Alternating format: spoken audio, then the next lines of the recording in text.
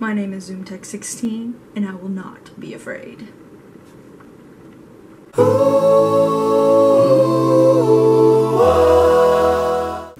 next book in a series coming out shortly, but you don't remember what happened in the last few books?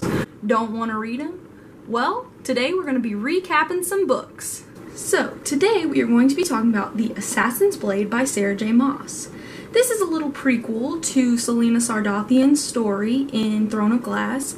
It has 5 novellas that kind of go over Selena's life before she entered the palace. So there will be spoilers ahead.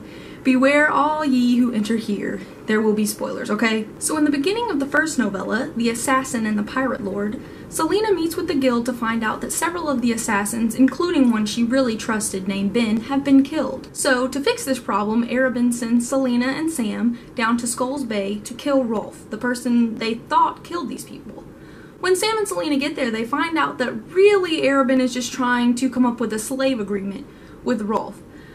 Sam and Selena aren't too happy about this slave agreement, so they try to free the slaves. Well, Selena more than Sam, but Sam kind of goes along with it because Sam-Lena's kind of a thing in this book. Sam and Selena go to free the slaves by finding one named Daya. He speaks their language and the language of the slaves, so she tells them that at dawn, they are to row their boats as fast as they can out of the harbor. Basically, long story short, Sam and Selena free the slaves. For a moment there, though, Selena thinks that Sam might have died, and she's a little worried about that. She's always kind of hated Sam, so she's not sure why she is worried about that.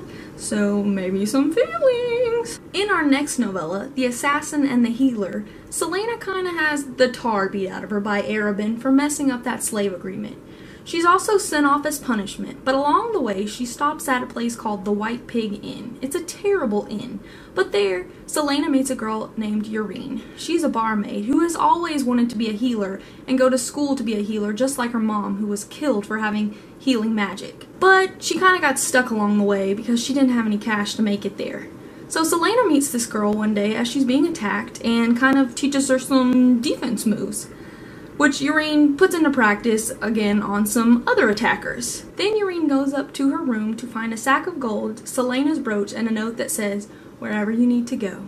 As punishment for messing up Arobin's slave agreement, Selena is sent to the Red Desert to train with the Mute Master and get his letter of approval. The Mute Master is this kind of king of assassins, but he's a little more chill about it than Arobin. He also doesn't talk, and he kind of encourages his followers not to talk either. So once Selena gets there, she's waiting on the Mute Master to decide if he wants to train her or not. She meets this girl named Ansel, who was a princess of the Flatlands, which is kind of like a grody, nasty place that nobody really wants to live, but she was the princess of it.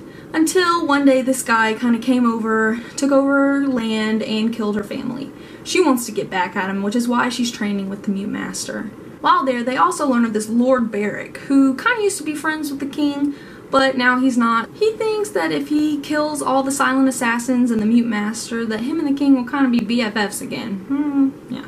So he attacks the silent assassins, they take care of it, but Ansel is their kind of go-between, so Ansel is sent to go talk with Lord Barrick, see what he wants. Selena decides to go with her.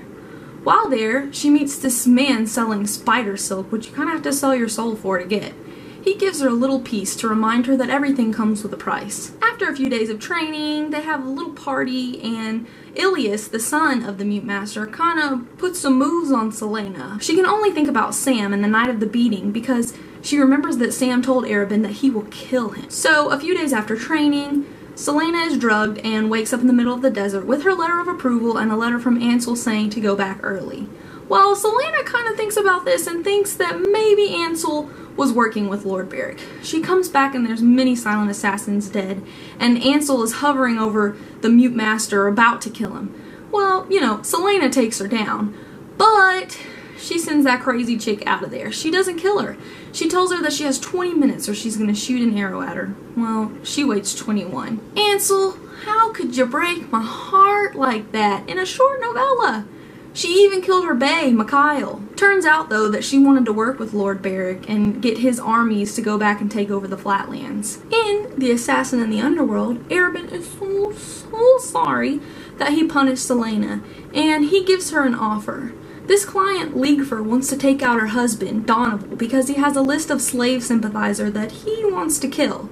So Selena's kind of into this. Selena also runs into Sam, who's kind of hanging with Lysandra now, who is a courtesan, and her bidding day is coming up for her virginity, and Arobynn kind of likes her, so Selena's pretty jealous. One night when she goes to spy on Donovan, she almost drowns, but Sam saves her. They kind of fall in love. Once she kills Donovan and gets the list, she finds out that Arobynn and Liegfer have tricked her. They find out that Donovan actually was a slave sympathizer, and that Liegfer is going to be bringing slaves out the wazoo. Selena isn't happy about this. She also finds out that Arobynn used her money that she paid to get out of the guild on Lysandra's bidding day. So she pays for Sam too, and they get out of there. I really hope you didn't get too attached to Sam. In The Assassin and the Empire, Selena and Sam have moved out, but they want to pay to leave the guild forever so they can leave the country. You have to pay though, because elsewise they'll kind of hunt you down. Sam finds them a job, but it's to take out the biggest crime lord in the area. And that's Owen Jane and his second Rourke Ferran. Rourke Ferran's also kind of a psychopath. Sam goes to kill Rourke Ferran, but he doesn't come back. Arobynn takes Selena to go see the body, and she sees that he has been tortured beyond belief. Selena then goes to get her revenge. Once there, Selena takes out the crime boss, Owen Jane, but she's gassed. The second, Rourke Ferran, tells Selena that she's going to be handed over to the king and that she was tricked. Someone told Rourke Ferran that Selena would be coming and that she would take out the crime boss and he could be the one on top. Rourke Ferran sends her to the king where she's put on trial. There, she's sent to the salt mines of Endovier. Along the way to Endovier, she sees a silver stag, which reminds her of her home in Terrasen. We also know that there was something she didn't tell Sam about, something about her past. We end the story with her walking into Endovier saying, "My name is Selena Sardothian, and I will not be afraid." Thank you guys so much for watching. I hope you enjoyed this recap, and I hope you guys get ready for the next one.